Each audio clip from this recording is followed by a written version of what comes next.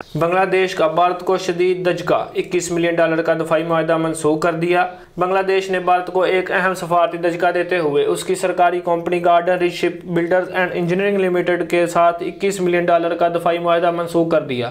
बांग्लादेश की बहरिया के लिए एक जदीद समंदरी टग बोर्ड की तमीर का मुआहदा ढाका ने खत्म कर दिया। यह मुआहदा 2024 के अव्वल में वज़ीर आज़म शेख हसीना को इक़्तिदार से हटाए जाने के बाद दोनों ममालिक के दरमियान बढ़ती हुई कशीदगी के बायस मनसूख किया गया। मनसूख शुदा मुआहदा दफाई खरीदारों के लिए भारत की तरफ से $500 मिलियन के कर्जे के तहत पहला बड़ा मुआहदा था, जिस पर जुलाई 2024 में दस्तखत किए गए।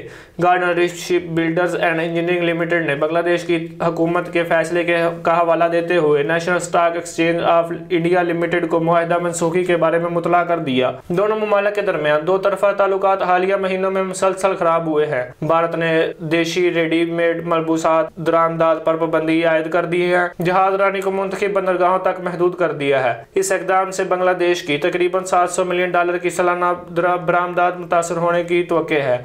इसके अलावा भारत ने मई के अव्वल तक 11 शुमाली मशरकी ज़मीनी सरहदों चौकियों के जरिए बांग्लादेशी अशिया की दरामदाद पर पाबंदी लगा दी। अप्रैल में भारत ने एक अहम ट्रांजिट सहूलत भी वापस ले ली थी, जिससे बांग्लादेशी बरामदाद भारतीय हवाई अड्डों और बंदरगाहों के जरिए तीसरे मुल्कों तक पहुंचती थी। जवाबी कार्रवाई में बांग्लादेश ने 13 अप्रैल को ज़मीनी रास्तों के जरिए भारत से सूद की दरामदाद मुअत्तल कर दी।